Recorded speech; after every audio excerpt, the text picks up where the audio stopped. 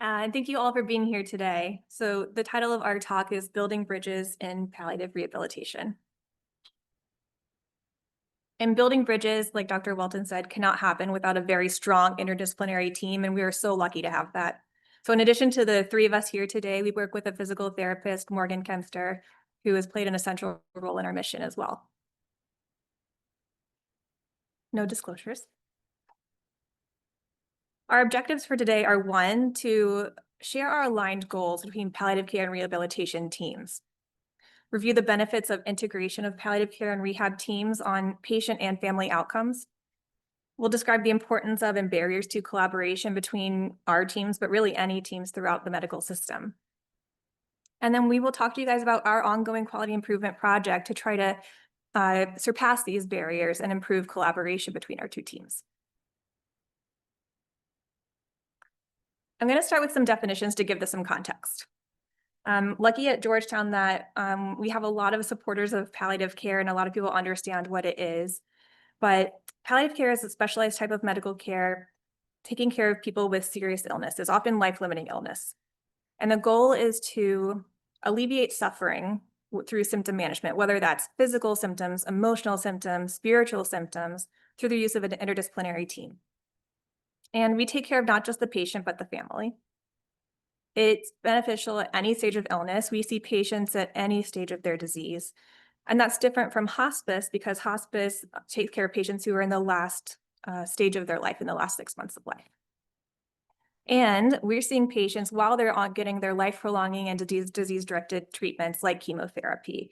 Again, that's different from hospice because under hospice care, it's really focused on maintaining comfort and quality of life wherever they call home, and they're no longer getting their in-hospital treatments.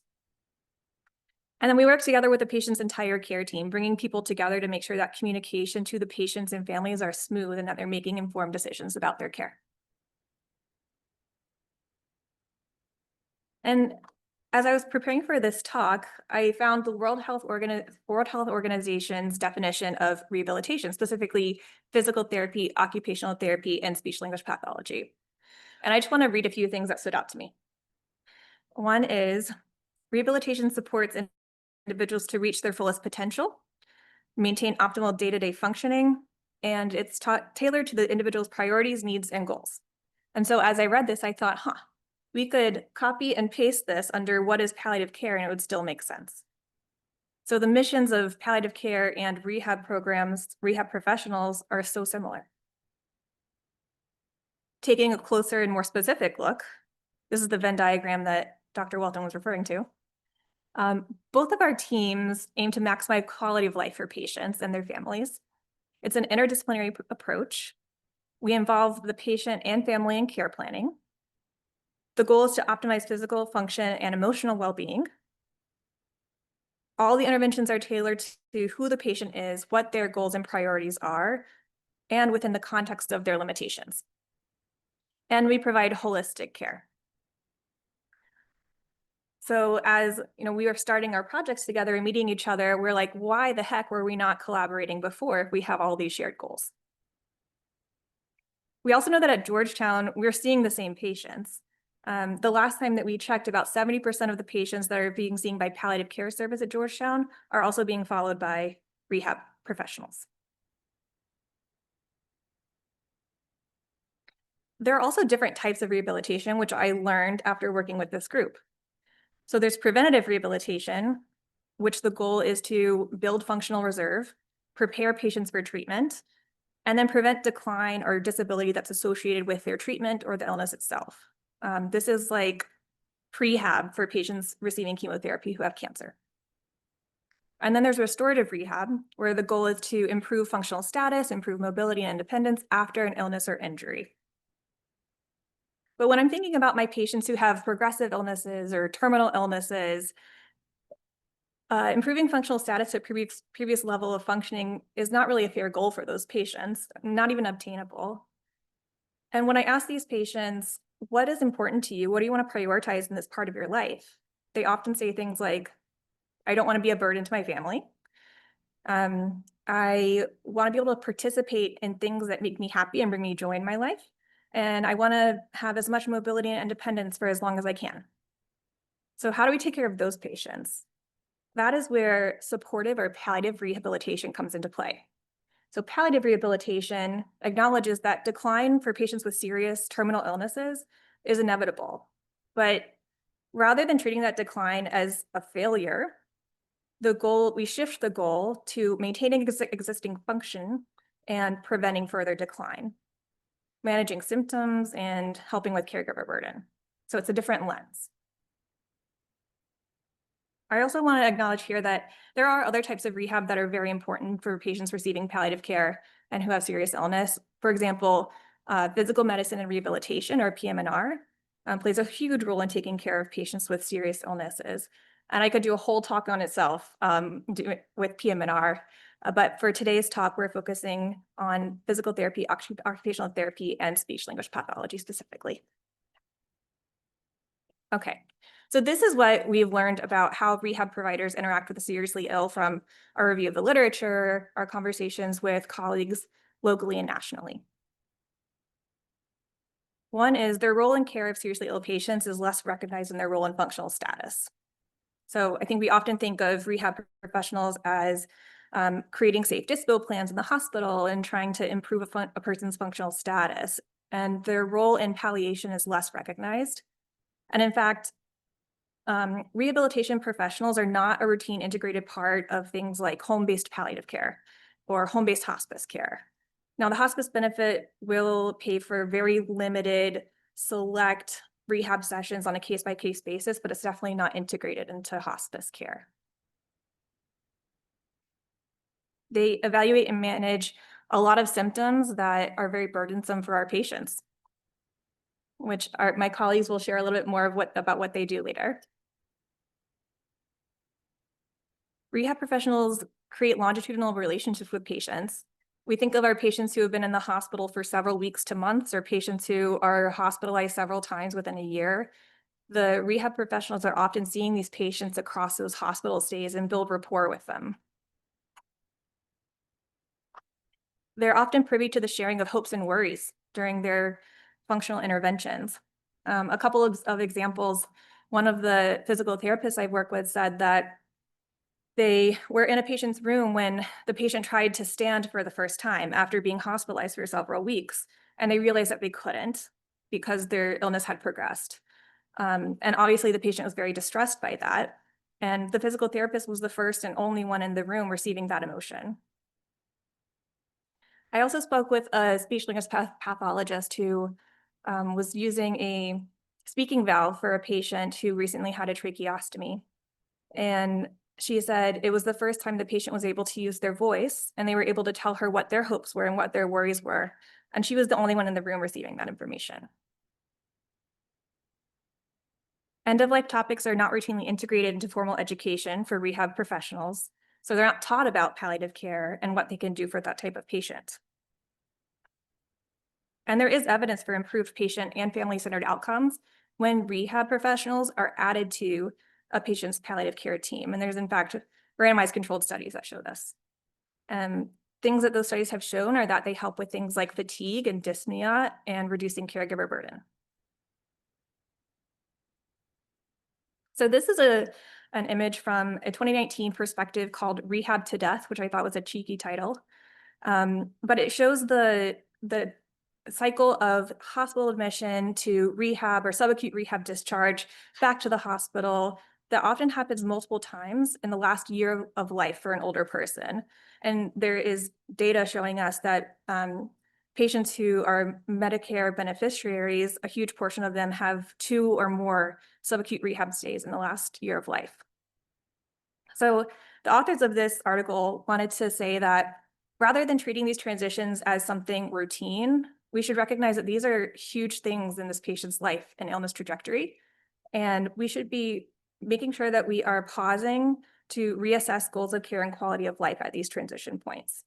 So the call was to improve communication, but also improve policy to better take care of patients who are in their last year of life. And while I wish I could say that we've fixed this, we have not, but we are just scratching the surface and starting with communication between our teams and collaborating to better meet these patients' needs.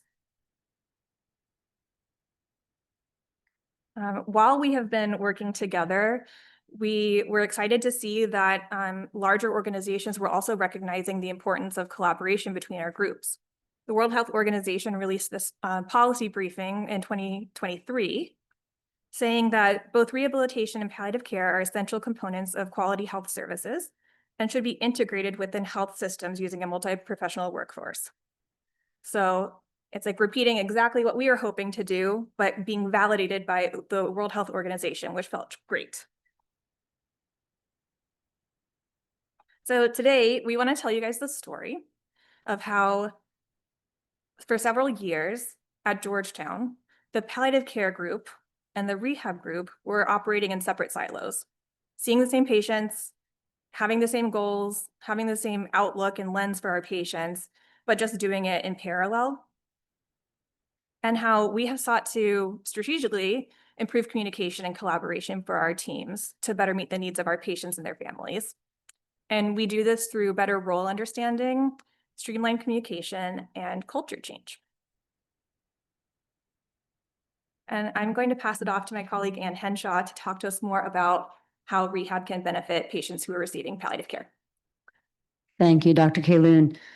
You wonderfully stated how we can, as rehabilitation professionals, shift our focus, right? So when somebody has serious illness, multiple chronic illnesses, has just been diagnosed with a terminal illness, any of those conditions, we can really shift our focus to help them decline with dignity. That's really what we're all about here, is really not helping them exercise and get stronger, unless maybe that's what they are requesting, but really help them decline with dignity. We do that through a lot of symptom management, just like everybody in this room does, right? And we'll talk about that a little bit more.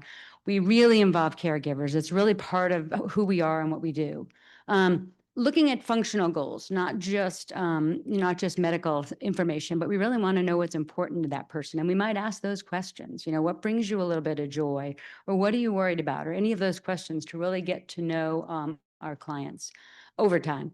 And really in this space, we are not trying to increase performance. We are trying to increase participation, okay? We're promoting participation, and not participation maybe in things that we care about, but participation in things that they care about. We are also facilitating independence, but we'll talk a little bit more about that's not always everybody's goal, but if it is their goal, we'll help them. And always safety. Although I will say at end of life and in serious illness, sometimes we can be a little more risk-taking. People don't like me to say that, but it is true. All right, you can advance. So I'm going to go through OT and PT, and then we'll give it over for a speech. So in occupational therapy, you all know us for activities of daily living. And yes, we do that. In this space, however, the patient says, I don't care who puts my socks on, my husband can do it. We're good with that, okay? In every space, we're really good with that, but especially in the space of end of life and terminal illness. We always look at functional mobility, and we always plan ahead for functional mobility. So as Dr. Keyloun said, these patients are not getting stronger, right? In the case of ALS, for example, we know they are going to go the other way, right? So we are planning ahead. We are planning for that wheelchair that's high back and reclining, okay? We're planning ahead. We're thinking ahead. Pain management, we all do that. And if I, as an OT, can add 1% of pain relief to a patient who's really suffering from pain, then I'm very happy. We do that through breathing exercises, through preparatory things, and through mindfulness-based interventions. I just did that with a patient upstairs before I came down to this meeting who was in a lot of pain. And just a 3-minute, there are lots of free apps out there. Anybody wants information, please ask. I'm happy to share. So lots of that. OT can really help with pain. No, we're not adding medications, but yes, we're doing a lot of positioning and other things for pain. Cognition and visual perception, one thing that the numbers will show, if you look in hospice and palliative care ranks right now, there's a lot more dementia that we're all seeing. The number one a diagnosis under hospice right now is dementia. So addressing cognition and setting up safe environments, making sure people have their hearing aids and their glasses on, things like that to really address the cognitive piece and to set up for safety within the OT realm. Yes, we do adaptive equipment, again, to point one, to the degree it will help the patient realize their goals. Less so in the hospital, although I'd like to think we do a little bit of this advocacy and social connection, really trying to advocate for the patient's goals. We get to do that a little bit more, I think, in the home health space, where we might help a patient realize a trip or something like that they want to do, or get to that granddaughter's wedding. And my goal in life would be that occupational therapy can always work with patients at end of life on legacy building. Do you want to do a cookbook or videos, you making cookies for your granddaughter later? Or do you want to do some of those things? What's important to you? We ask a lot of those questions, a lot of those, what's important to you. It doesn't matter what I want. It really matters what the client wants. Okay, now I'm going to pretend I'm a PT, right? Is that the next slide? So in physical therapy, and we all work very closely together, as you can tell, but in physical therapy, obviously strength and endurance and mobility, but think about this, it's graded activity, okay? It is not, exercise to the point of exercise, right? We are helping people just get a little bit stronger within the context of their pain, of their dyspnea, of their other concerns, right? OT and PT both can do a lot in fatigue management, energy conservation, pacing, all of those things. So if your client is really saying, I want to do X, but I don't have the energy for X, get us involved. We can help you there, okay? We can help the client there. Again, to the point of pain management, OT and PT both help in this space. Sometimes moving does actually help patients feel better. Trust me, they don't believe it at the beginning, but it's true. Balance, obviously, PTs are experts on balance, and we have several here that are skilled specifically in that. And we both provide equipment. Again, to my point earlier, thinking ahead for this population so that we're providing equipment or ordering equipment that will be needed down the road. Dyspnea, again, to fatigue management, a lot of breathing techniques that we can teach patients and practice with patients that will support their participation. Remember the goal, in whatever activity that matters to them. And positioning. So positioning, what I will say is, if a patient goes on comfort care, maybe it makes sense to not have therapy involved, but I would challenge you that we can add a lot of value from a positioning, a pain, and some of these other things, but specifically here. And I think you're at. Oh, do I have another one? Oh, dose response. Yes, sorry. So this is, many of you probably have seen this before, but if I'm an elite athlete and I do some exercise, I'm not going to get a big, huge gain, right? So this is the dose response curve with the benefit of a little bit of exercise over the intensity. If I'm a patient that's in the hospital for a long time and I'm really just a wet noodle, right? Very deconditioned, and one of us on our team goes in and just does a little bit, it's really going to see a huge benefit, okay? So the benefit of small amounts of exercise, and I tell my patients, walk around the kitchen table, every hour, or just kick those legs every hour, every commercial, every inning of a ball game, whatever helps them. Remember, little bits of movement really help when you are significantly deconditioned. All right. All right, I'm going to stay seated. But let's first just define the role of the speech pathologist. So as speech pathologists, we're targeting the prevention, the assessment, diagnosis, and treatment of speech, language, social communication, cognitive communication, and swallowing disorders. Many of you know the critical role that SLPs have in swallowing, feeding, and eating. And we often use these terms synonymously, but we know that they're a little bit different. So with eating, that is the solo act of just bringing food to your mouth. With swallowing, that's the food going from your mouth into the food pipe or the esophagus. And then we have feeding, which implies two people, somebody being fed or dependent for eating from a caregiver. So any breakdown in any of these domains can have quite an adverse impact on the patient's quality of life. And again, you've heard that over and over in this talk today, that we're really focusing on optimizing the patient's quality of life and participation in their own care and in their own needs. About 85% of what we're doing in the hospital as speech pathologists is intervening in swallowing, feeding, or eating. And so often our role with swallowing begins just at the bedside with a simple clinical swallow evaluation. At the bedside, we're looking at the patient's overall level of alertness, We're looking at how coordinated their eating and drinking looks. We're also looking at their ability to self-feed. And if we think about the previous slides where we talked about the pillars of rehabilitation, starting with prevention, as a speech pathologist, we're thinking about someone's candidacy for eating and what can we do to prevent aspiration or dysphagia-related illness. Sometimes it can be something as conservative management with swallow precautions. It may sound intuitive to just tell a patient to sit upright, but those are some things that patients may not be thinking of or may take for granted when they're more acutely ill. Moving over to a restorative standpoint, from the swallow evaluation, if we feel that the swallow evaluation is more short-term, perhaps we're providing education about, well, maybe you just need a short-term form of nutrition. If we then think that their swallow is treatable, we may introduce swallowing exercises during that time. And then moving over to the supportive standpoint, that's where family and caregiver training really comes in. Our goal, again, is to optimize the patient's function and independence. And it's here where we're also teaching caregivers about strategies to just make their eating that much more safe and enjoyable, again, reflecting back on their participation.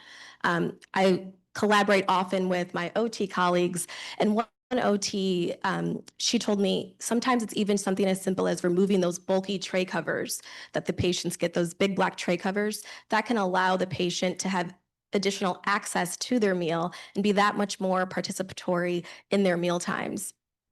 When feeding the patient, it could be raising the tray table up. And those are just small ways in which we can better support our patients participate in eating, which is so social and so meaningful for many of our patients. So this is the slide that I really want to make sure is a takeaway here.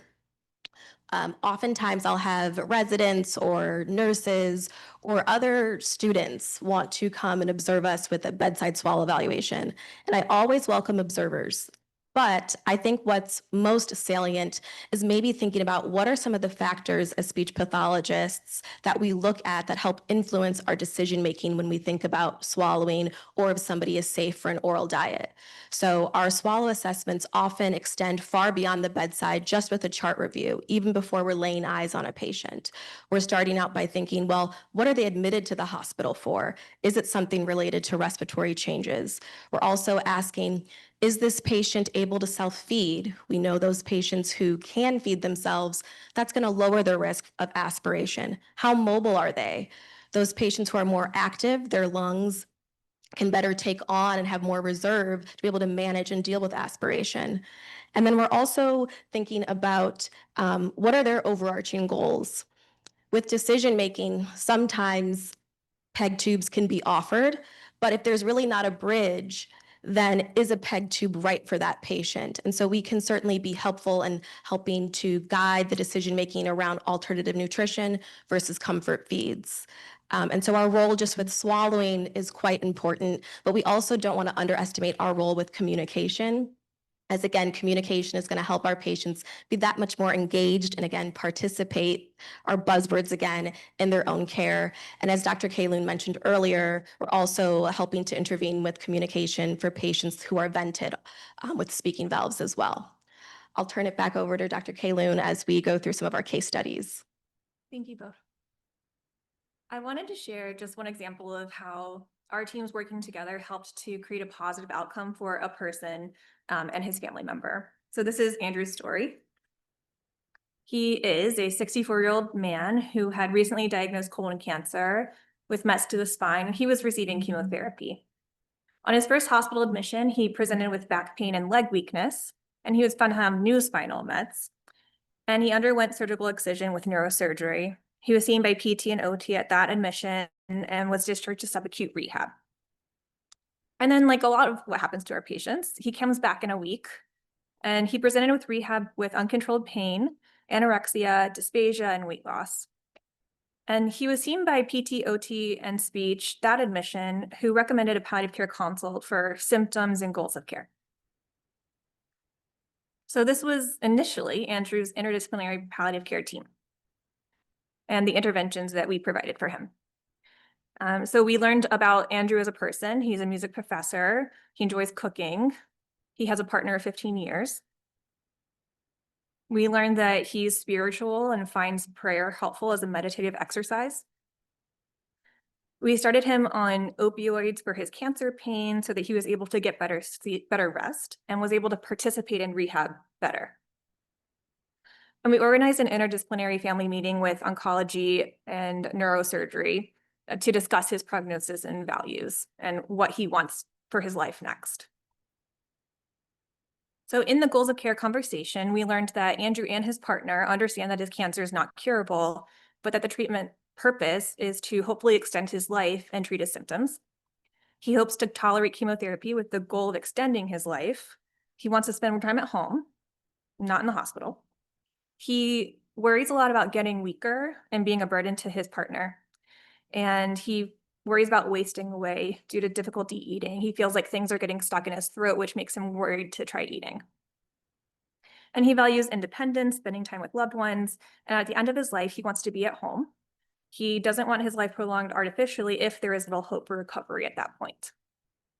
So the palliative care team brought this information directly to the rehab professionals and said, can you help us out? These are the things that the family is asking for, and I think you guys can really help. So from the speech language pathology standpoint, they were able to go in and do a dedicated swallow assessment and counsel the patient about what he was experiencing and the fact that he wasn't actually aspirating, and providing some dietary modifications for him to be more comfortable taking in enough food. And PT and OT worked with the patient and his partner for exercises for generalized weakness, caregiver training, adaptations, mindfulness, and pain control. And ultimately, this patient was able to be discharged home with support from his partner, with adaptations to home and home equipment, mindfulness education, and better pain management. And he was able to restart chemotherapy the following week. So I think this is a person who would have been high risk for going back to a subacute rehab, but we were able to work together to say, how can we possibly get this man home with his partner and get him back to his cancer treatment? So PT, OT, and SLP ended up being a critical part of Andrew's palliative care team. So we talked a lot about why we need to collaborate and why it's good for patients, but why aren't we doing it routinely, or why haven't we been? One thing is education and training. So we're, like I said, we're operating in different parallel lanes, and that includes education. So rehab practitioners are not familiar with end-of-life care or patients receiving palliative care, and what they can be additive to. And then palliative care practitioners, I can tell you from my experience, I had no idea the depth of what the rehab professionals are able to do for patients who are nearing end of life. And then there are systems issues. So physical space is one. Time constraints and length of stay pressures are huge. So patients and health systems, we all want patients to be moving through and getting to the next step. But I think it also makes the rehab teams feel pressured to focus on safe disposition planning. And that leaves less time for things like palliative interventions, which do take time.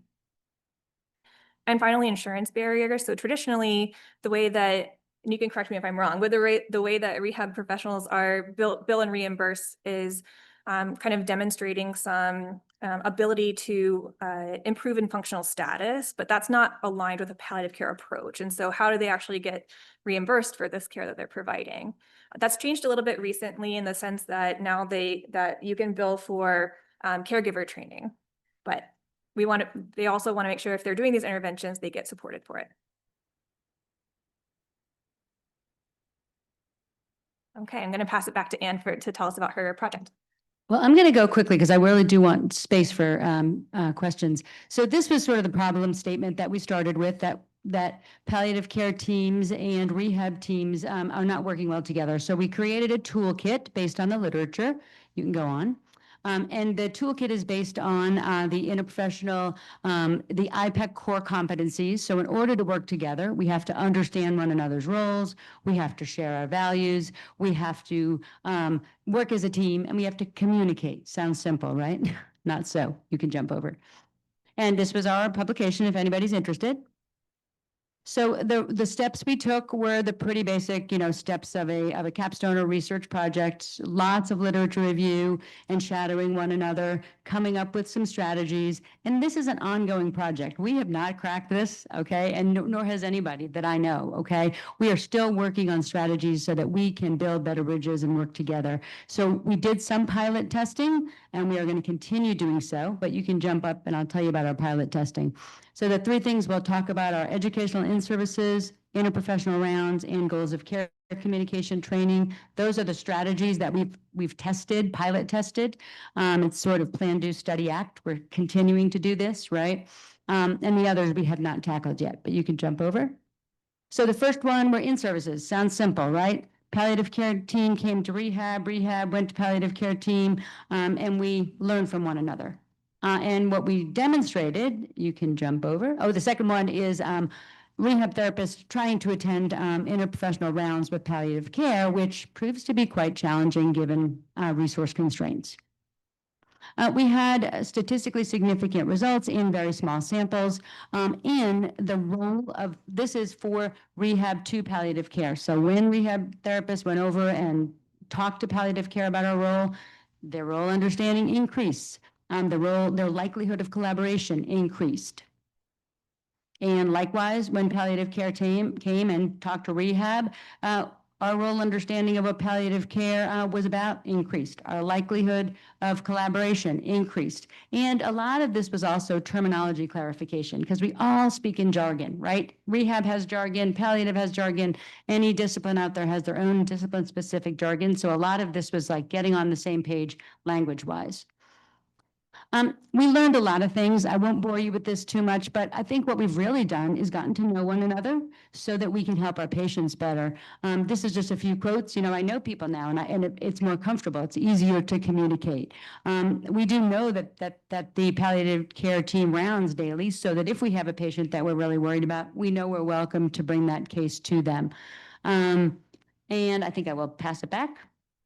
Great, thank you.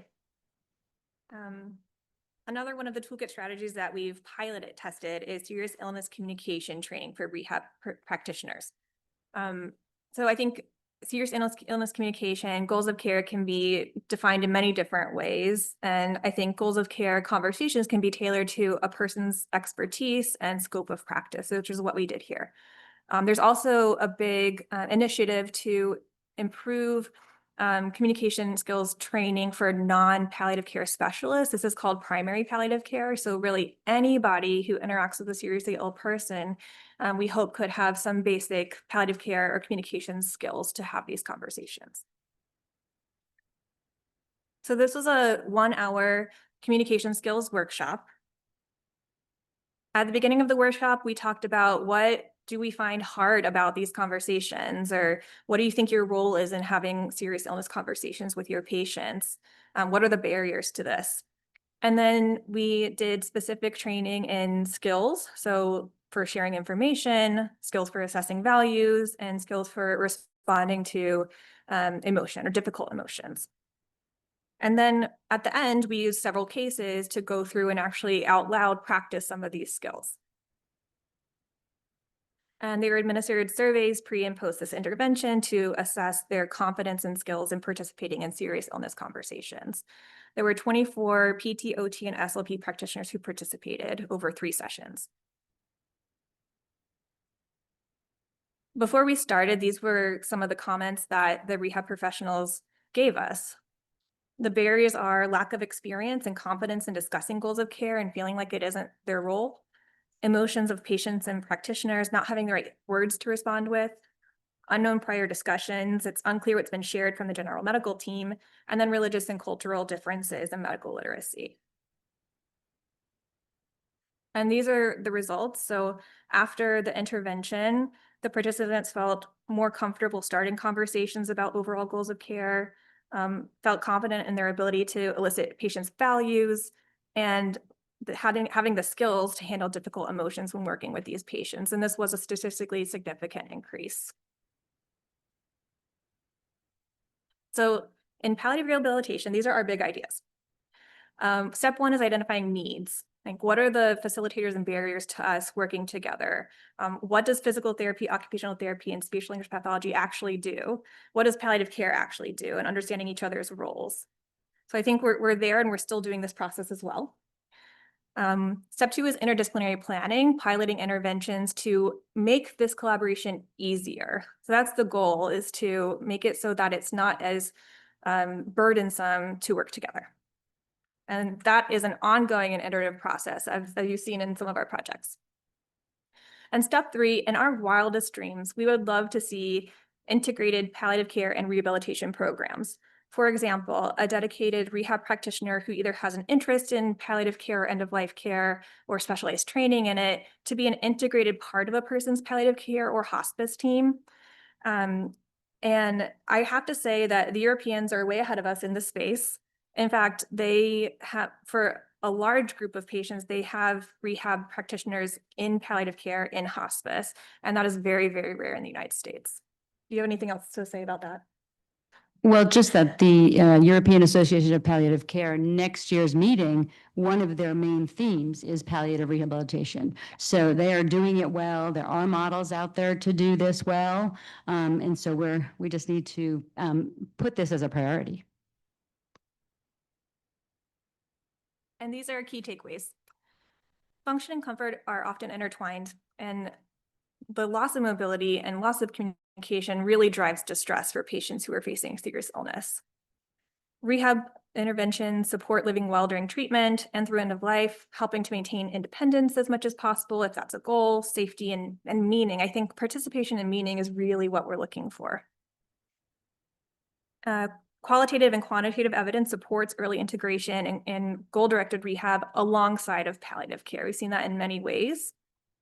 And interprofessional collaboration requires individual level, but also systems level changes. So I think what's easier for us right now is to focus on the individual level with hopefully some policy change and culture change to make system level changes in the future.